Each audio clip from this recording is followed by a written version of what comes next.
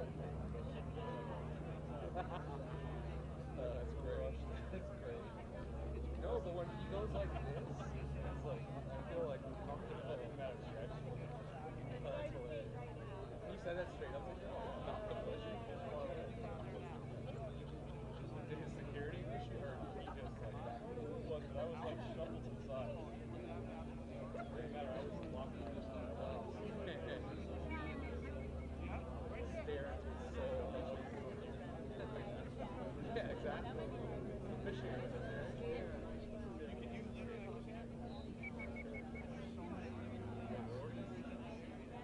oh, okay. Shot. Yeah.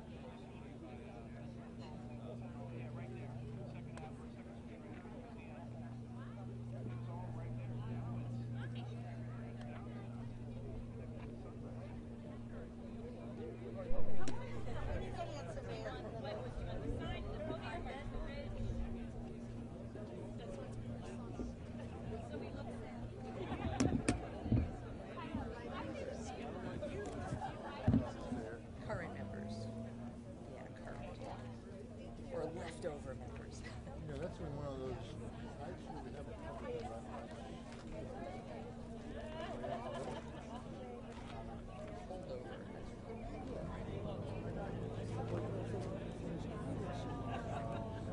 Naples, I guess some have resigned already, some haven't. And then the others, well, we'll see what happens. Yeah, That's what he said, I know. That's right. Well, we'll see what happens. Donald Trump.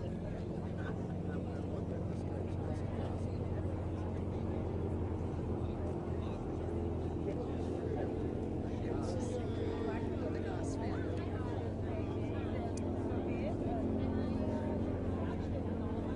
The guy was a big Trump supporter.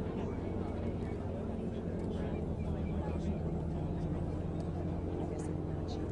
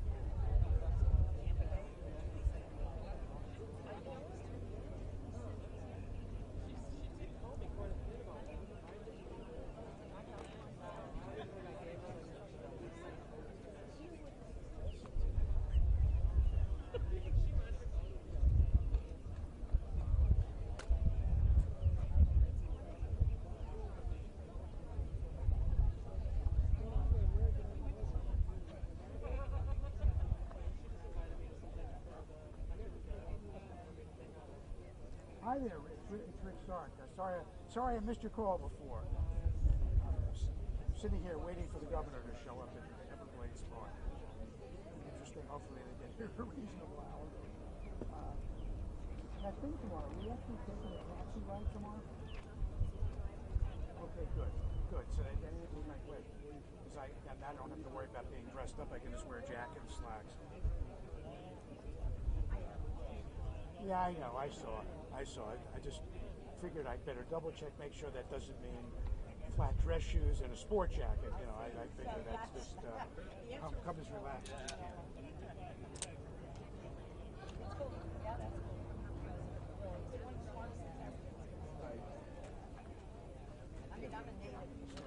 And they said we could park inside of their place. I read a magazine article. Good. That's even better. Parking down that here is terrible. All right. Wonderful. Are you coming? Are you there? Hello?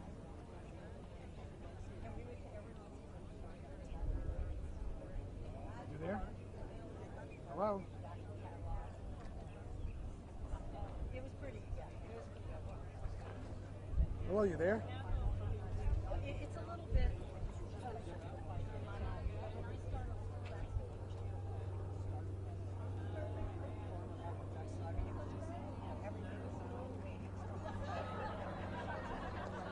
Hello? Hello? I lost you.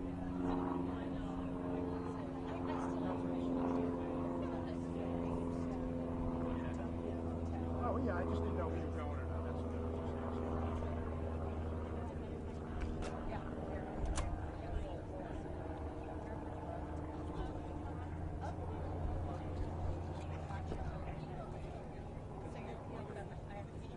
All right, well, let me get off the phone here and wait for the governor, hopefully soon.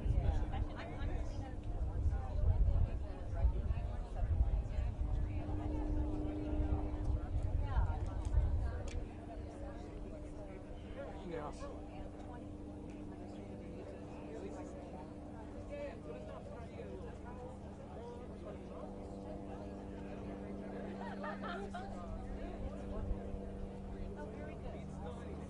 I just I don't want to hear anything. I mean, personally, nothing against Nan. I just, I want to, when I go up next week, talk to a few of our people and, start forming a committee and let's start talking about this for next season. It's time to do that. As far as a bill, I don't know.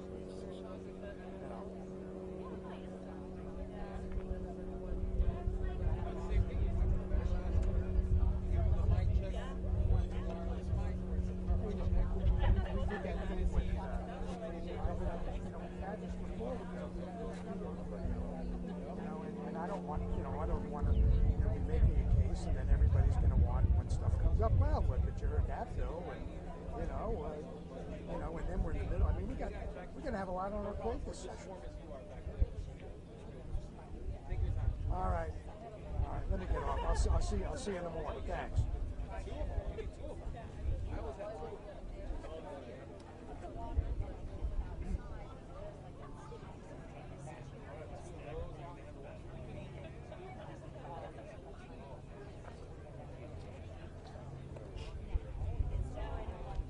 Yes, sir.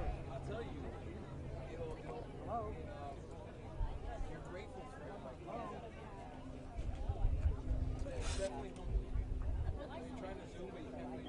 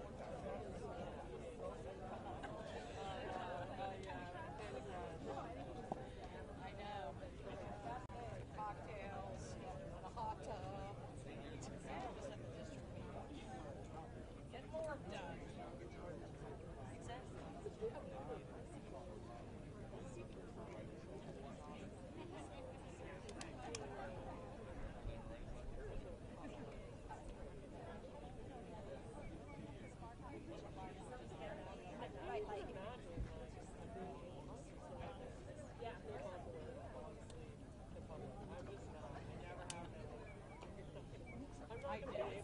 In a class once. Exactly. And they all left when I was still sleeping. In the next class, and then and I was like, I mean, I could sit there in class, but not, I mean, really, like, yeah, I mean, I fall asleep on here.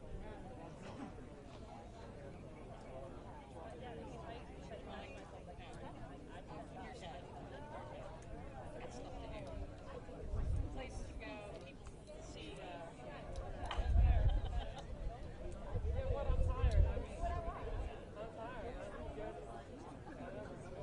it's true.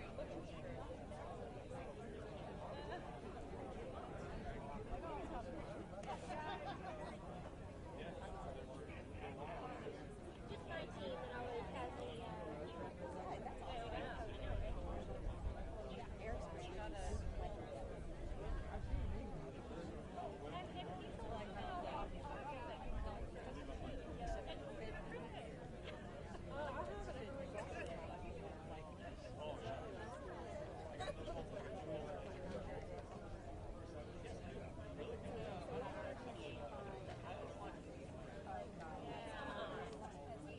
I just need a white shirt.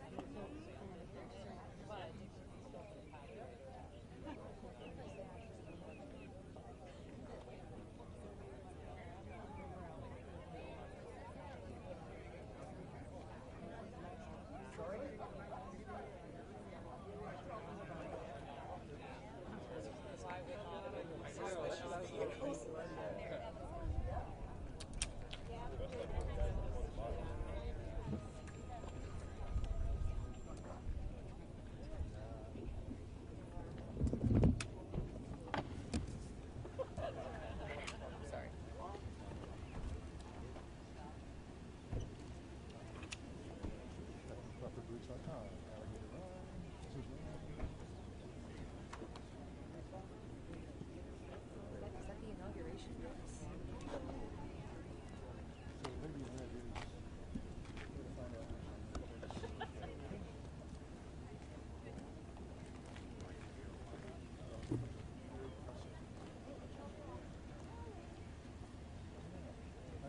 Forgot she abandoned the dark side. Oh, this is inconvenient. I'd like to say. Can I move these? I just can't imagine being there. Oh my God. Have you ever thought about, okay, you're a reporter in Washington on one of the major networks. They must not sleep. They must just Well, what is it going to be really from? What's that? Should we speak about that?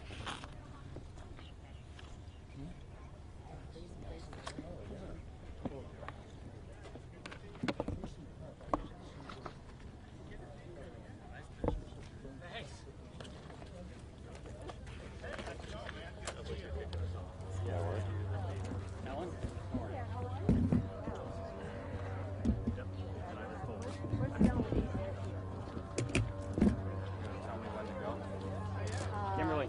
I'll tell you when to go. Well, you ready? Yeah. How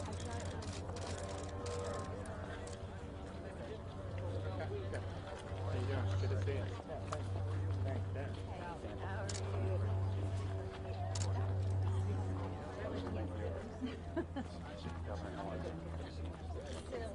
Yeah, y'all feel free to come up here. Go on.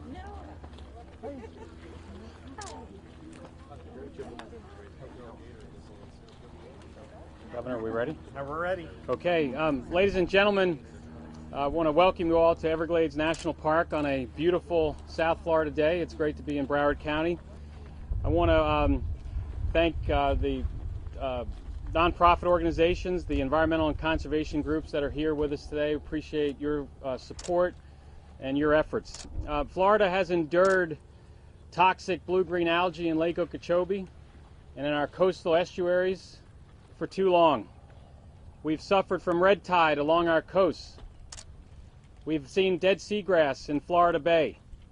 Millions and millions of Floridians have said enough.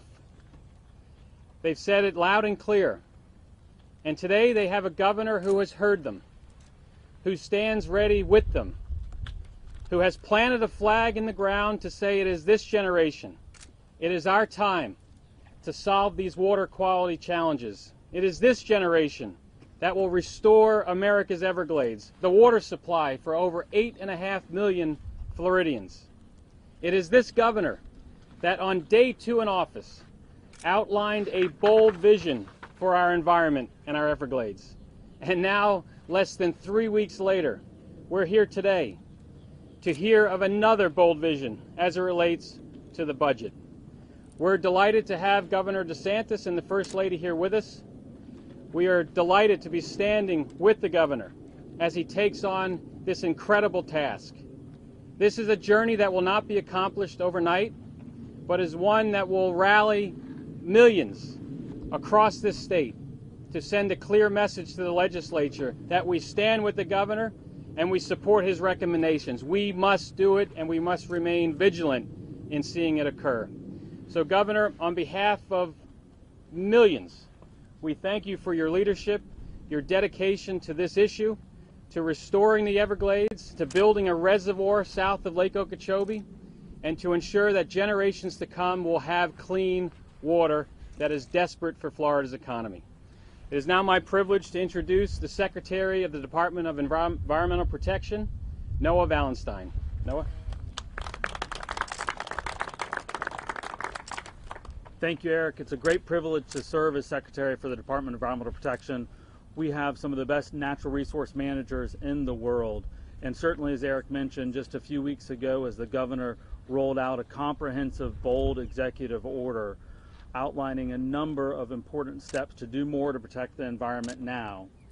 I think one of the things that we all noticed most as the agency was to see a group of stakeholders, environmental advocates, all coming together to do more to protect the environment. And that day we had the governor, the First Lady, and Lieutenant Governor all at the water's edge. And so today it's my great honor and privilege to introduce Lieutenant Governor for the state of Florida, Jeanette Nunez. Good afternoon. Thank you all for being here. Thank you, Secretary. It's such a privilege to be standing here with our elected officials, with our environmental community, our conservation community, and it is indeed an honor to be standing with the governor and the First Lady. As was mentioned, just 3 short weeks ago, the governor took office, and he, in his inaugural address, laid out his vision for the future of Florida. He is, as was mentioned as well, he has laid out a very comprehensive and bold executive order that really focuses on improving our environment, on making sure that we restore our Everglades, on making sure that our water quality is enhanced. And that is something that this governor is going to fight for each and every day. If you look at the actions that he took, and you look at the subsequent actions that he's going to take, it is evident that this governor is about results. Not results 10 years from now or 15 years from now. He's not satisfied with that. He wants results today, and that's why he continues to make this a signature issue of his administration. And I'm so proud that this governor is listening to the millions of Floridians, listening to what is necessary to ensure a bold vision for a cleaner Florida. This is something that Floridians deserve, this is something that they demand, and this is something that this governor is going to deliver. And I'm just, again, so honored and privileged to be here with him and to stand alongside him and ensuring that we really focus on these issues that are going to provide a cleaner environment for future Floridians. And with that, I introduce the governor of the great state of Florida. Thank you. Thank you. Sorry, get those mics. It's great to be here. I'm going to do one announcement for an appointment and one announcement about the budget. But before I do that, I just wanted to provide an update on the executive order. We listed a number of significant steps to protect our water and restore the Everglades. We are actively working to implement that executive order. DEP has published the job notice for our Chief Science Officer. This is a formal search for the most qualified individual in Florida, throughout the country, heck, even worldwide. Second, the department has begun vetting and searching for members of the Blue-Green Algae Task Force. We're going to keep that to 9 members, but the task force will include experts, government officials, local stakeholders. Third, DEP is finalizing both the Office of Environmental Accountability and Transparency and the Office of Resilience and Coastal Protection. A Chief Resiliency Officer will be housed in my office, the Executive Office of the Governor, and that individual will lead and coordinate resiliency activities not only of DEP but also the Department of Transportation and Emergency Management and other appropriate agencies. My executive order also addressed offshore drilling. If you look at the proposal from the Trump administration about expanding offshore drilling, we immediately went to Secretary Zinke and the President and asked for a moratorium for Florida. We were granted that exemption. Some have said since Zinke is now gone that Florida may be back in the mix. I don't think that's the case, but I can tell you we'll make sure to get Florida exempted from any expansion of offshore drilling. And we've also included on DEP's website an online tracker so citizens can see the progress that we're making on these key initiatives. And so I'm glad we're getting off to a good start. We just need to keep the pedal to the metal. On the appointment front, as many of you know, as soon as I took office, I asked for the resignation of all the members of the South Florida Water Management District. As of right now, we will have 6 appointments no later than March 1st. And obviously, you know, we think that we need a fresh start for the entire board, and we're going to be working with that. But I think these appointments are important because I think you have to have people that understand the way the water quality affects the residents of South Florida, affects the economy, affects so many things that go on down here. And so today, I'm pleased to announce that I would like to appoint as one of those board members, Alligator Ron Bergeron. And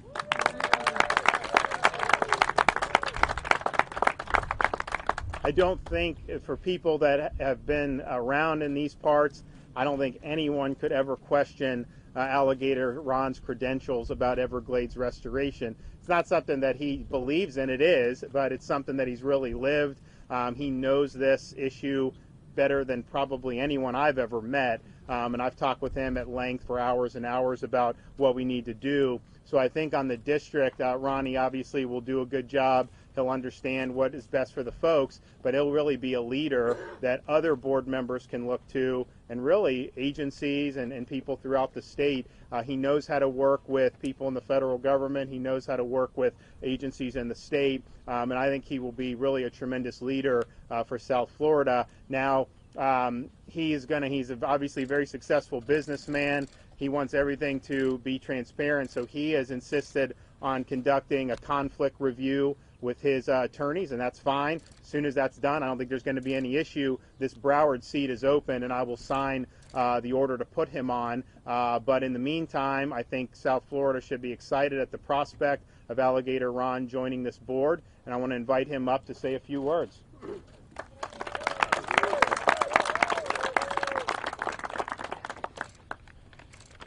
Well, thank you, Governor, and I want to thank you for this great honor, and I'm very humble about it. And I want to thank the Governor for making the environment one of his highest priorities in the state of Florida. I want to recognize a lot of the environmental groups that are here that I see time and time again, because in saving the Everglades, it's all about we. I see Eric Eichenberg from the Everglades Foundation, the Everglades Trust. I see all the Gladesmen that have lived their life out here. I see a lot of people, because it's all about we. You know, I remember being here about 72 years ago, which I'm telling my age, as a little boy that got in an airboat with his grandfather, and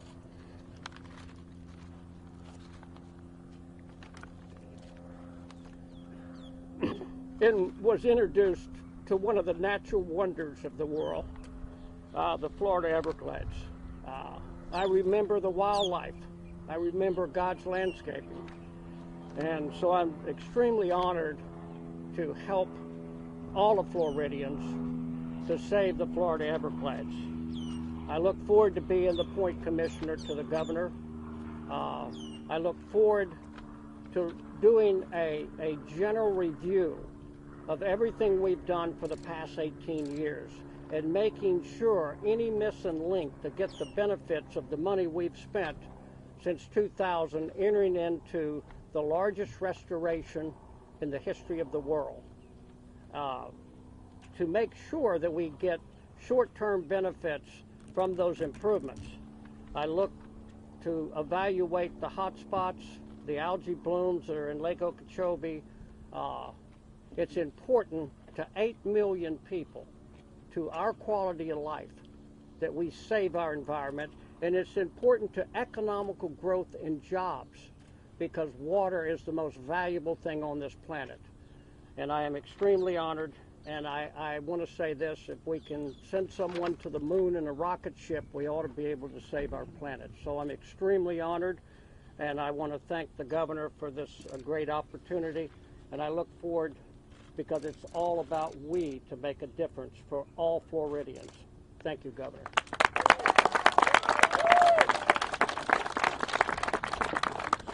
Well, thanks, Ron. We look forward to your service. So now with the budget announcement, I'm pleased to announce that we will be having in my budget really historic commitment of $625 million for both Everglades and water resources projects.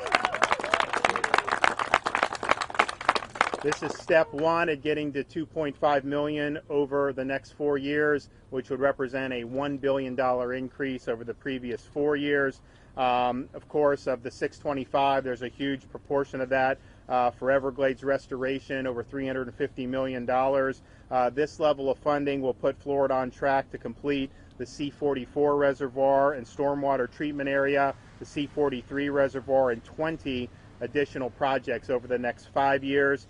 These projects, all told, will be 672,000 acre-feet of storage and will remove almost 200,000 pounds of total phosphorus annually, which is obviously a major source of nutrient pollution. These projects, when combined with the necessary actions of the federal government, will significantly reduce discharges from Lake Okeechobee, and obviously we're working with the Army Corps for them to take more action in addition to what I'm doing. We're also including $107 million for the EAA reservoir, the new reservoir that was authorized in 2017 by the state and then by the federal government last year. That'll be south of Lake Okeechobee. We want the water to go south of the lake, clean it, send it south, stop sending it to the east and west, which is exacerbating all the blue-green algae. And that is $43 million. The amount I'm putting in, 107, $43 million above the annual $64 million that was earmarked for it. And because I don't want this to take forever, I want to go. I think there's a sense of urgency here. Lastly, the Department of Transportation will include $40 million in its work program to speed up and complete the final phase to raise the Tamiami Trail, which will restore the flow of more than 900 million gallons per day of water south.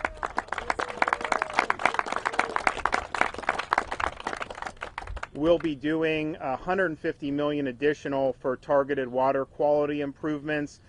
This is a way to reduce the nutrients in the key water bodies throughout the state of Florida. It includes cost share grant funds for wastewater, stormwater improvements, including septic conversions.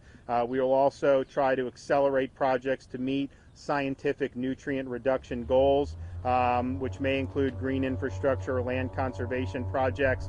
It will also support projects identified by both DEP, the Blue-Green Algae Task Force, and its partners to reduce nutrient pollution and harmful algal blooms in our waterways.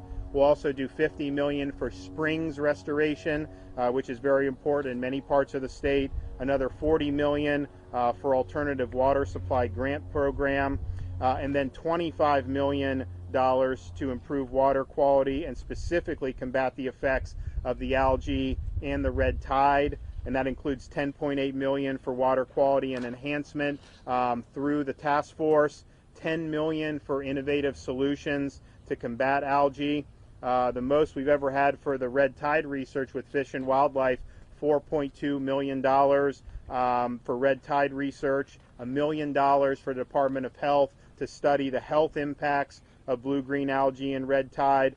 And then, of course, we're calling for the Environmental Crimes Unit to be put back into DEP from Fish and Wildlife. I mean, if your job is to protect environment, you should just have it all in under one shop. So I think that these are going to be very positive. I think it's a historic commitment. We have more to talk about with our environment budget, which will roll out later in the week. But when people throughout the state of Florida see that we need to take these actions to support enhance water quality and build the infrastructure we need, I think it's something that really resonates across the state, and I think it resonates across political ideologies or parties. So I'm hoping that we get really a groundswell of support in the legislature to be able to push this through. We'll be releasing more details about the budget throughout the week, but this really is a historic commitment. I'm excited to be able to lead the efforts, but I want to thank the folks who are up here. I want to thank some of the other folks who are in attendance today who've been fighting on these issues for a long time. I'm happy to take questions if Ronnie will take questions if anyone has any questions for us.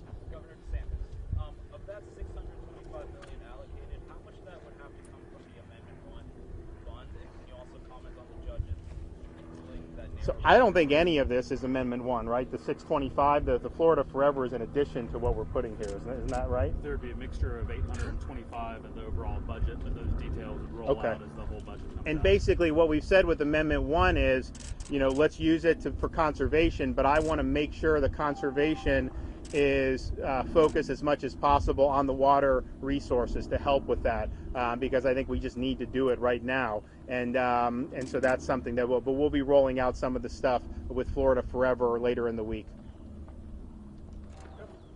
Glenna? Can you talk about the Florida Water Management Board, the new appointments you're making, the old holdovers who won't leave? How do you see that going, practically speaking? Well, today I think is a really good day for Florida. We were on the other coast, on the west coast in southwest Florida. We appointed Chauncey Goss, who's very respected. He's from Sanibel. That's been ground zero for a lot of the algae blooms and the red tide. It's been very difficult for those communities. You've seen a lot of decline in tourism and fishing, and so this is something that's hit a lot of people and his neighbors, very personally. So I think he understands the issue.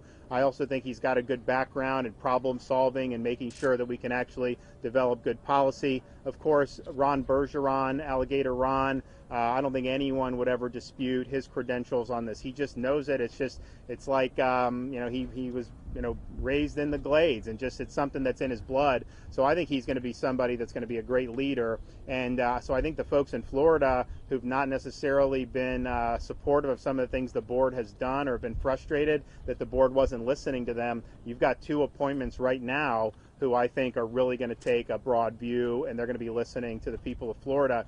In terms of the holdovers, look, my request was very respectful. I thanked them for their service and, requested that we needed a fresh start. I think that's in everybody's best interest. But, the time is going to run out for that type of approach. And my view has always been if they won't see the light, you got to make them feel the heat.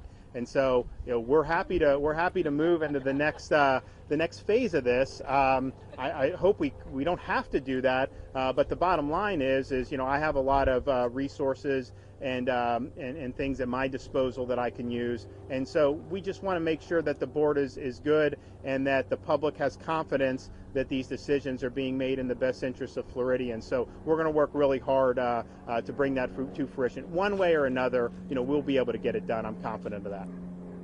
You seem to attach a lot of urgency. You attach a lot of urgency to this. A lot of those people who are about this, they have for years. What triggered it for you? What made you want to put this at the top of the infrastructure? Well, I think we have to do it. I mean, I think it's just something that the people of Florida want to see. But I also think the failure to act jeopardizes our vitality as a state. If you look at what happened this past summer with the red tide, in places like Southwest Florida. It wasn't just that it didn't look good. I mean, yeah, it didn't, but I mean, it had an economic effect. It had an effect on the quality of life.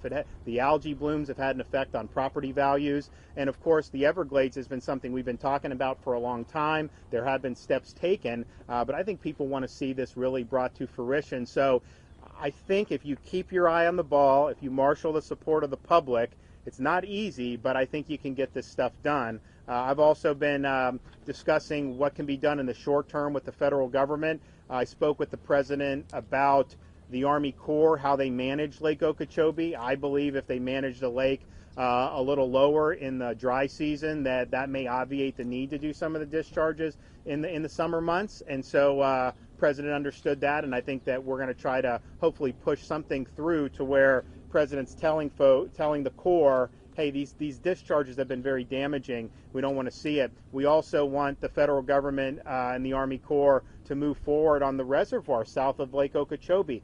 In the statute, there was a requirement that this safety review be done, I think it was like mid-January, and the Corps like, oh, we can't possibly meet it. They were saying it's going to take forever. I've said, look, you guys got to get this done, and so we're going to be pushing on that. I understand not being able to do it by mid-January, but this can't drag on for forever and a day. So I think the Corps, that's the study, and it's already been authorized, so they shouldn't even be questioning whether it's a good idea or not.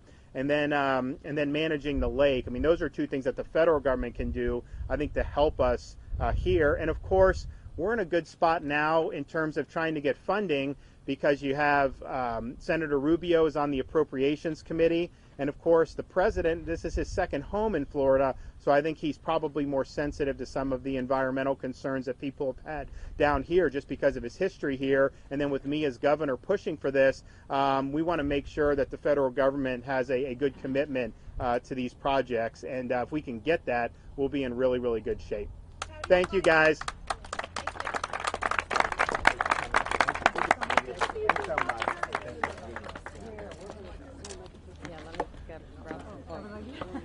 I got you.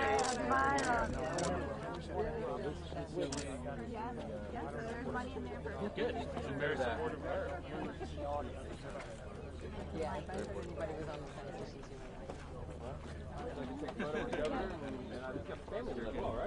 Yes. Alligator Alley.